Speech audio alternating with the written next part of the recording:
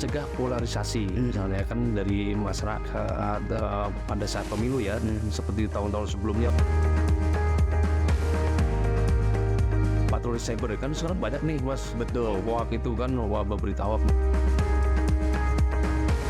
Yang penting kita harus responsif kepada misalnya ada sesuatu kejadian di masyarakat, kita harus responsif dan ya kita humanis.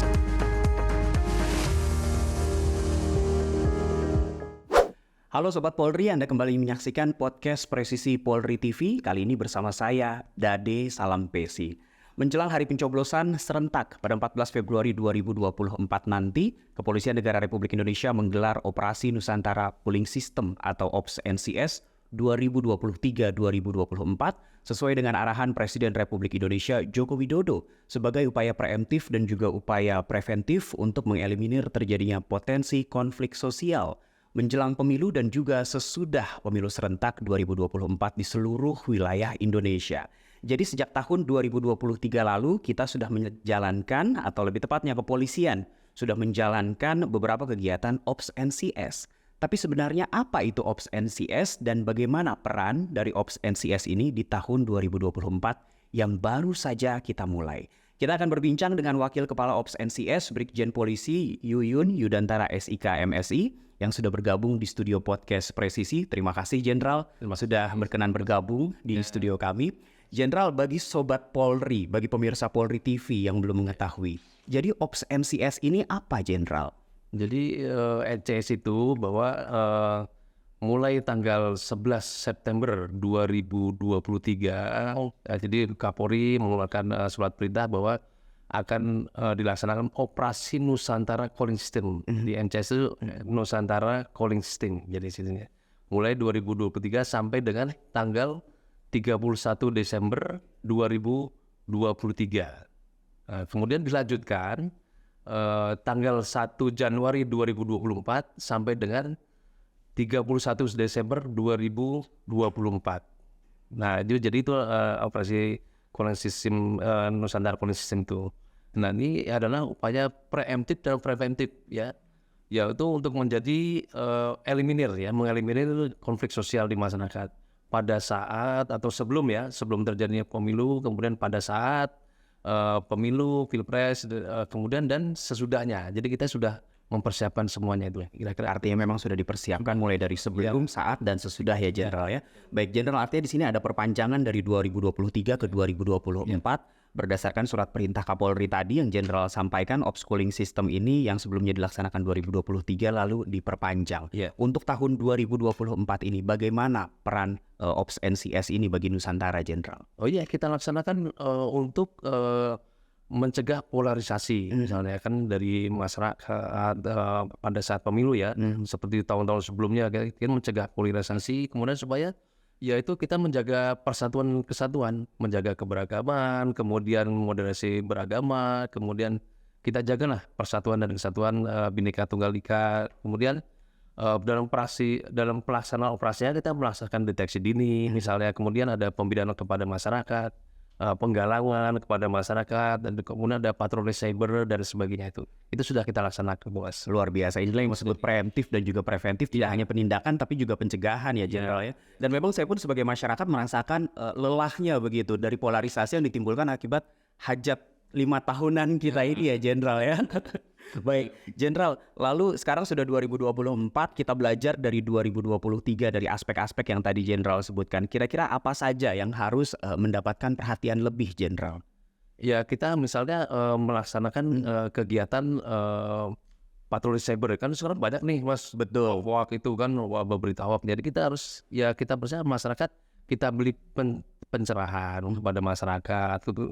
Kemudian penyebaran berita-berita palsu dan sebagainya itu kita mencegah ya dari kita juga, dan kita moderasi juga kepada masyarakat, kita pemberitahuan kepada masyarakat misalnya ada hoax ini hoax. Kemudian dari kita juga dari Polri misalnya ada berita hoax, kita langsung memberitahuan kepada masyarakat itu bahwa ini berita hoax dan rawan menjaga persatuan dan persatuan itu kan bisa rawan kalau kita ada hoax di masyarakat itu kan ya, itu kan. Artinya sekarang di zaman internet juga pekerjaan polisi jadi bertambah, tidak hanya di dunia nyata tapi juga di dunia maya ya. Iya, Bahkan kalau dulu ada istilah jaga lisanmu, sekarang juga jaga jempol seperti itu ya Jenderal ya. jadi kita harus tetap jaga lah persatuan dan persatuan gitu kan.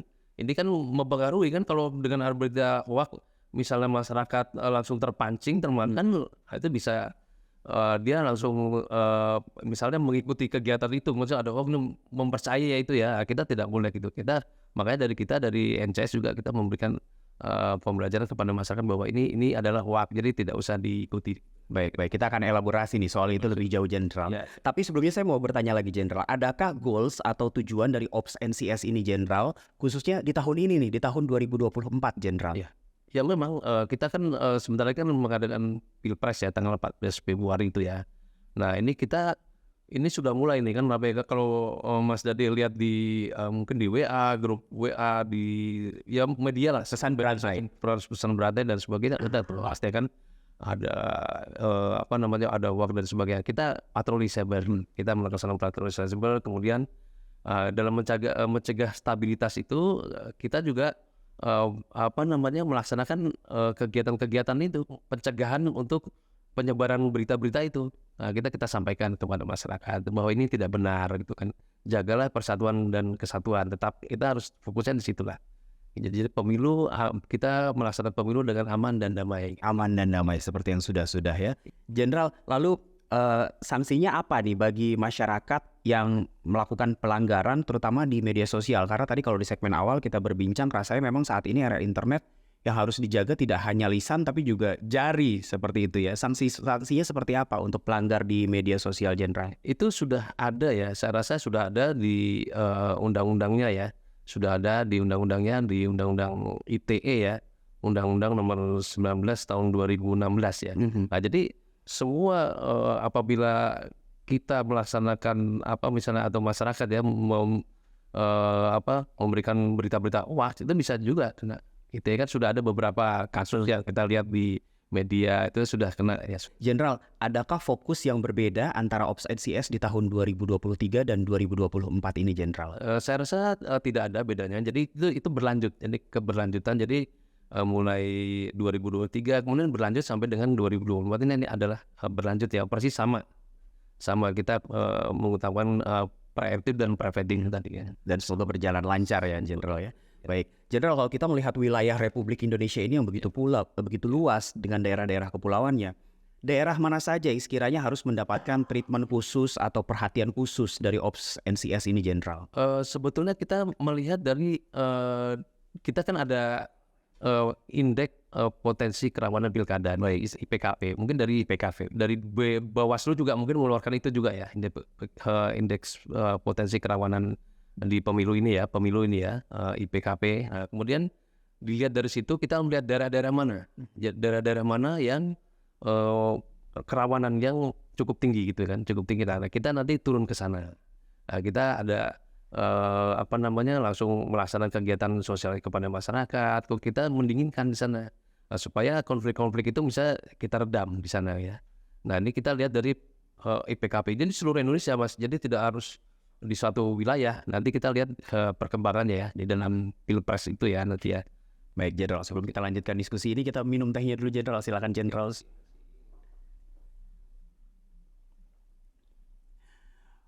Baik Sobat Polri, kita jeda sejenak dan sesaat lagi podcast Presisi Polri TV masih akan kembali untuk Anda.